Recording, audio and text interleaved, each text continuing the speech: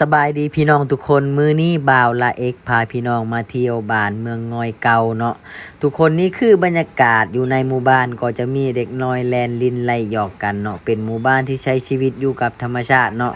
เบิ่งรวมแล้วหมู่บ้านนี้มันอาจจะบ่มีหยังเนาะแต่ถ้าทุกคนได้ไปเที่ยวแล้วก็อาจจะติดใจเนาะนี่คือความดั้งเดิมของหมู่บ้านในเมืองงอยเก่าเนาะทุกคนและชาวบ้านเด็กน้อยก็ต้อนรับเป็นอย่างดีเนาะสบายดีโอ้พี่น้อง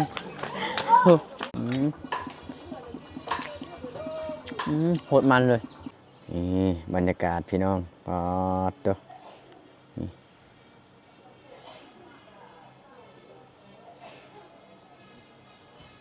สุดยอดเลยเนาะเพื่อนพักที่บ่าวไลเอ็กได้พักมื้อนี้นะคืนละ300,000 กีบเนาะแต่ว่าคุ้มค่าขนาดเบิ่งบรรยากาศพี่น้องสุดยอดไปเดี๋ยวเอายางเลาะน้ำกันมื้อนี้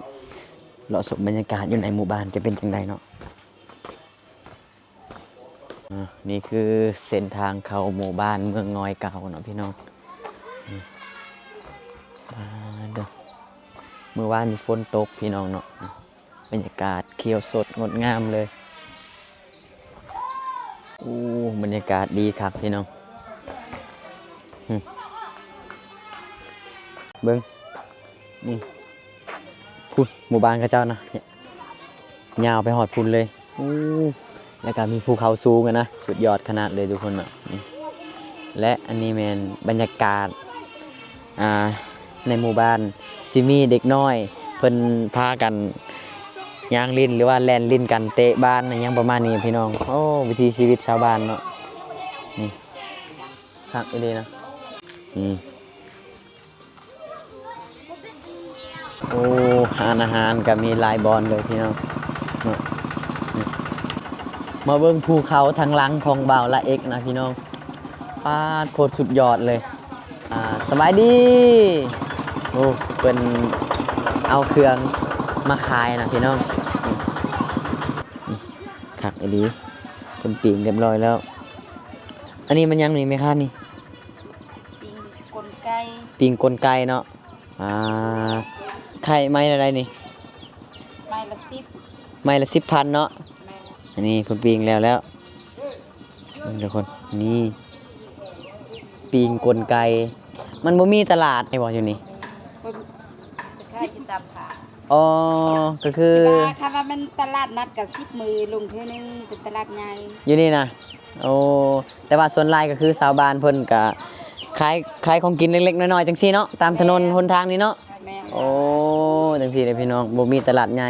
ถ้าแบบเฮาอยากเข้าตลาดใหญ่ๆนะก็ต้องไปเมืองน้อยไม้นะแม่นบ่อยู่น้องเคียวเพิ่นบ่อยู่น้องเคียวพุ่นอันนี้เป็นเมืองน้อยเก่านะพี่น้องเนาะแต่เมืองน้อยเจ้าวัน10 มือตกเท่านึงโอ้จังซี่เนาะเบิ่ง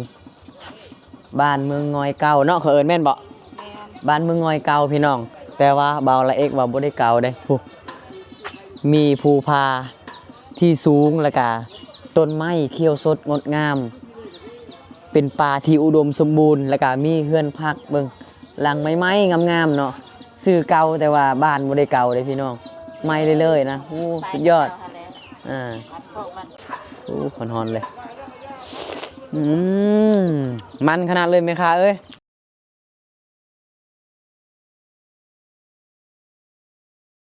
ซิวขนาดเลยเมืองนี้นี่คือเฮือนศาลบ้านซองพ่อแม่พี่น้องเนาะที่อยู่ในหมู่บ้านนี้นะพี่น้องโอ้สบายดีไหมตู้เฮ็ดกินยังอ่ะเฮ็ดกินยังเฮ็ดบ่เฮ็ดว่าเฮ็ดอีหยังนี่เฮ็ดป้าบเนาะโอ้แม่ตู้เพิ่นกำลังเฮ็ดกินเฮ็ดนะพี่น้องพ่นมันกระเละโอ้ถึกฝนบ่นี่เป็นจังซี่เนาะมันเละหมดปาดแสบได้พี่น้องเฮ็ดอันนี้นะหวานในเวลาเฮาแกงใส่หน่อไม้บ่หรือว่าเฮาแกงทอดเฮ็ดนี่ก็แสบใส่ปลาแดกนะพี่น้องเนาะแม่ตู้เนาะคักและเพิ่นได้ของแสบของนัวเลยมื้อแรงนี่อาหารแรงของเพิ่นนะโอ้สุดยอดเลยทานแตงนะนี่จะเป็นแตงให้เนาะของชาวบ้าน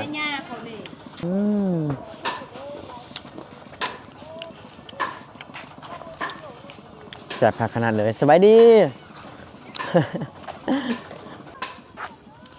บ่าวละเอ็กย่างมาตั้งแต่พุ่นมาพี่นะห้านกินกาแฟเพื่อนพักเต็มเพียบเลยเนาะนี่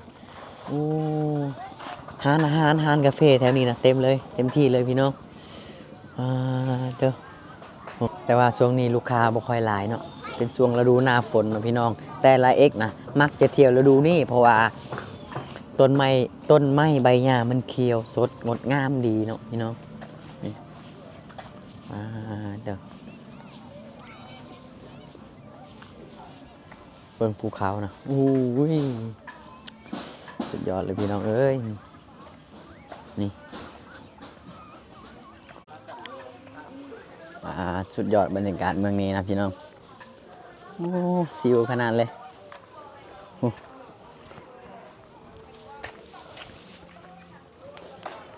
พุ่นทางนากาสิมีเด็กน้อยเพิ่นแล่นลิ้นไล่หยอกกันนะพี่น้องโอ้สุดยอดขนาดเลยเป็นหมู่บ้านที่อยู่กับธรรมชาติและก็มีความสุขหลายพี่น้องโอ้นี่ผู้สาวเมืองงอยเนาะนี่สบายดีโอ้พี่น้องผู้สาวเมืองงอยอันธรรมชาติก็งามผู้สาวก็งามพี่น้องและก็ไทยบ้านก็แบบยิ้มแย้มแจ่มใสดีนะเวลาเห็นเฮาเปิดกล้องถ่ายคลิปเขาก็ทักทายนะพี่น้องโอ้เป็นหมู่บ้านที่ต้อนรับแขกที่มาท่องเที่ยวเป็นอย่างดีเลยทุกคนเบิ่งผู้สาวน้อยกำลังล้างถ้วยล้างจานซอยพ่อซอยแม่เนาะสบายดีผู้สาวน้อยสบายดี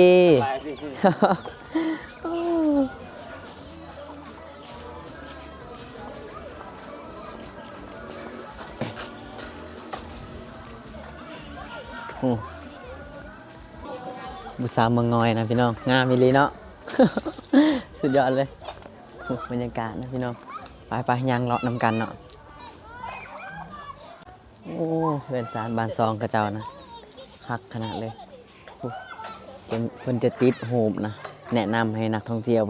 ไปแต่ละจุดแต่ละมองมีหลายบอนเที่ยวบอนเล่นนะทุกคนจุดนี้เพิ่นจะขายพวกแพไม้หรือว่าแพพื้นบ้านประมาณนี้นะพี่น้องพวกซินบ่งามเลยมองนี้ก็จะเป็นห้านอาหารอีกแล้วพี่น้องเห็นบ่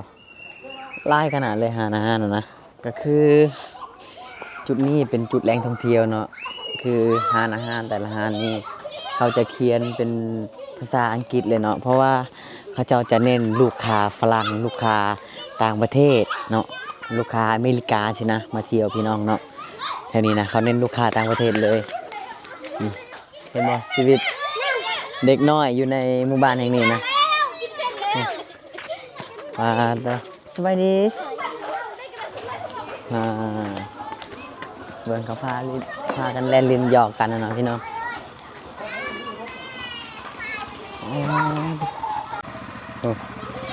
แล่น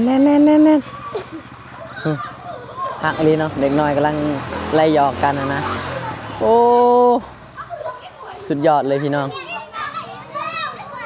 บรรยากาศหมู่บ้านยามแรง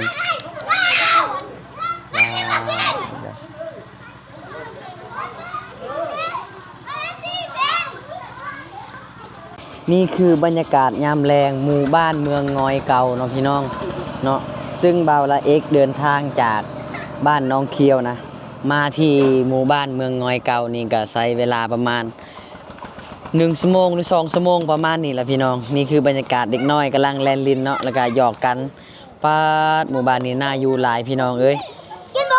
อยู่แบบชิวๆอยู่กับธรรมชาติอยู่กับภูเขาอยู่กับทรายแม่น้ำอูเนาะพี่น้องเป็นหมู่บ้านที่ติดกับแม่น้ำอูแล้วก็อยู่เรียบตามฝั่งแม่น้ำอูเลยพี่น้องโอ้สุดยอดขนาดเลยเบิ่งเด็กน้อยกำลังไล่หยอกกันนะพี่น้องตัวชิวขนาดเลยเมืองนี้เป็นเมืองที่อยู่กับธรรมชาติแท้ๆพี่น้องเลยเนาะสุดยอดเลยนักท่องเที่ยวต่างประเทศหรือว่าต่างชาติเนาะที่เห็นบรรยากาศแบบนี้เนาะเขาเจ้าก็มาเที่ยวหลายเนาะนี่ไผก็อยากมาเที่ยวในหมู่บ้านแห่งนี้นะ คือหมู่บ้านแห่งนี้นะเราเดินทางจากหลวงพระบางประมาณ3 ชั่วโมงเนาะ2 ชั่วโมงหรือ3 ชั่วโมงประมาณนี้พี่น้องจังสิฮอดหนองเขียว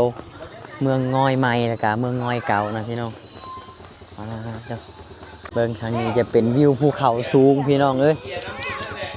โอ้ยสุดยอดขนาดเลยเมืองภูเขาสูงครั้งอีหลีสุดยอด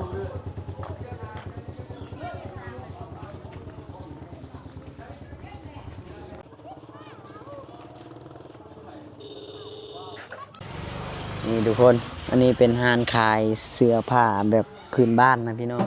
เบิ่งสินหางงามๆเลยพี่น้องเสียดายเนาะบ่าวละเอกได้ซื้ออยู่หลวงพระบางแล้ว2 พื้น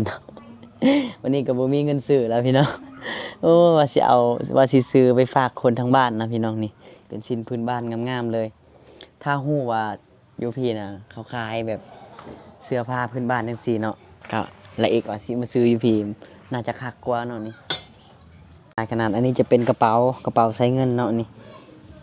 ถ้าบ่มีเงินก็ซื้อ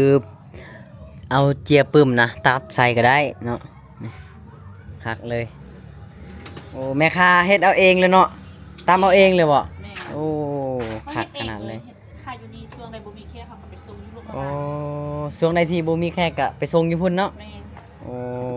พี่น้อง เรามีแค่เขาขายอยู่นี่ ไปส่งอยู่พุ่นอีกราคาหนึงบ่ ราคาส่งแต่เขาขายอยู่นี่จะราคาย่อย อ๋ออันนี้คือเพิ่นจะไล่สดขายเครื่องเนาะแม่นบ่แม่ค่ะโอ้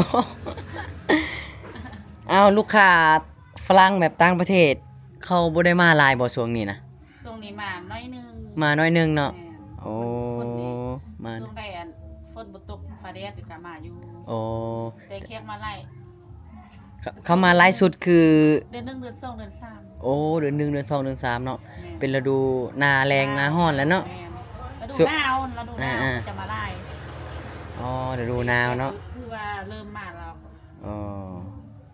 แต่ว่าฤดูนี้คนบ่หลายพี่น้อง ถ้าเป็นฤดูนั้นนี่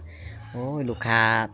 เต็มเลยแหละอาหารเพิ่นนะลูกค้าเพิ่นบ่ธรรมดาเด้ มาจากฝรั่งเศสอเมริกาพุ่นนะ เรียนตำพานี่ โอ้เขาจะเอามาเฮียนตามพานํ แม่ โอ้เนาะ เขาซ่อนเขา หับซ้อนเข้าเลยเนาะ แม่ นี่พี่น้อง นี่โอ้บ่ธรรมดาเนาะนี่สำหรับผู้ใดที่มาเที่ยวอันเมืองงอยเนาะแขวงหลวงพระบางเนาะแนะนำเลยนี่ห้านข้างทางนี่เสื้อผ้างามๆพี่น้อง นี่ ปาดเป็นห้านแบบขายเสื้อผ้าพื้นบ้านของกระเจ้านะพี่น้อง นี่เนาะ นี่ปลายห้านของเพิ่นนะแล้วก็มีเบอร์โทรติดต่อได้เนาะนี่ เพิ่นจะแม่ค้าเพิ่นน่าจะฝากส่งได้อยู่บ่ ได้ โอ้ได้เนาะ อยู่ลาวเฮาเนาะ แม่นอยู่ลาว อ๋อ ได้ อยู่ลาวได้แต่ต่างประเทศนี่ต้องมาซื้อเอาเองเนาะพี่น้องเนาะนี่คือแพรจังซี่นี่ขายจังได๋แม่ค้านี่ เขาขายกัน1,500 150,000เนาะโอ้ถือว่าถูกอยู่ได้พี่น้องนี่งามๆเลยเนาะ กีบรา โอ้ คาซ้ำกันหมดเลย ราคาซ้ำกันเหมือนเนาะนี่งามๆเลยพี่น้องขอบใจหลายๆเด้อแม่ค้าเด้อขอบใจหลายๆนี่เนาะอาหารของเพิ่นนะอู้ได้บรรยากาศเลยคักอีหลีเลยพี่น้อง แล้วก็ทางหลังหานเพิ่นก็พูดเห็นบ่ภูเขานะนี่บ่ได้งามแต่เสื้อผ้าเนาะแม่ค้าคนขายก็งามคือกันเลยพี่น้อง นี่เห็นบ่พี่น้องเนาะนี่บ่ได้งามแต่เสื้อผ้าเราเฮ็ดได้คนขายก็งามถ้าผู้ใดที่อยากจะชมวิวงามๆต้องขึ้นไปอยู่พุ่นละอยู่ปลายภูพุ่นนะพี่น้องแล้วก็แนมลงมาได้บรรยากาศคักเลยวันนี้บ่าวละเอกจะพาทุกคนย่างกลับไปเนาะนี่เด้อ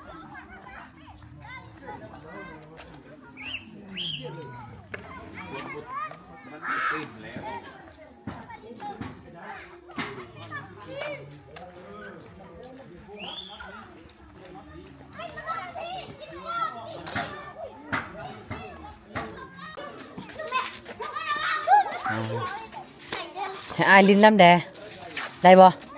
ได้บ่อันนี้เขาเอิ้นว่าลิ้นหยังนี่บ่โอ้ไผลิ้นเก่งที่สุดแม่นไผลิ้นเก่งสุดอยู่ในนี่ทีมงานนี่บ่ 2 คนนี่บ่นี่คือหัวหน้าแก๊งเนาะลิ้นเก่งที่สุดโอ้ดีแด มีแต่คนเก่งๆเลยนี่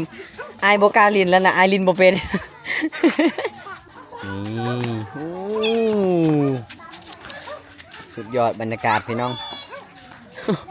คักขนาดเลยนะมองนี้นะเด็กน้อยพากันแลนลินแล้วก็ไล่หยอกกันนะเด้อ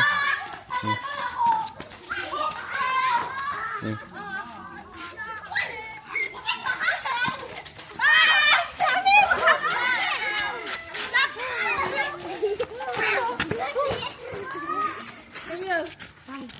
บ๊ายบายโอ้แมวเบิ่งแมวค่ะ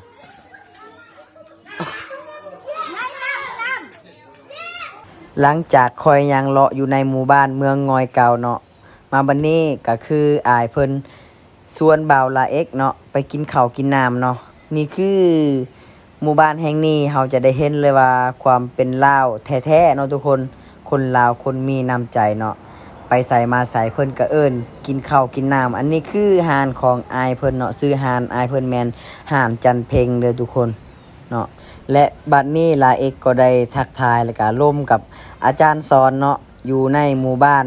เมืองงอยเก่าเนาะเพิ่นก็เป็นคนหมู่บ้านนี้เนาะแล้วก็เป็นบ้านเกิดของเพิ่นก็เล่าเรื่องราวเกี่ยวกับที่ไปที่มาของเมืองงอยเก่าให้บ่าวลาเอกฟังพี่น้อง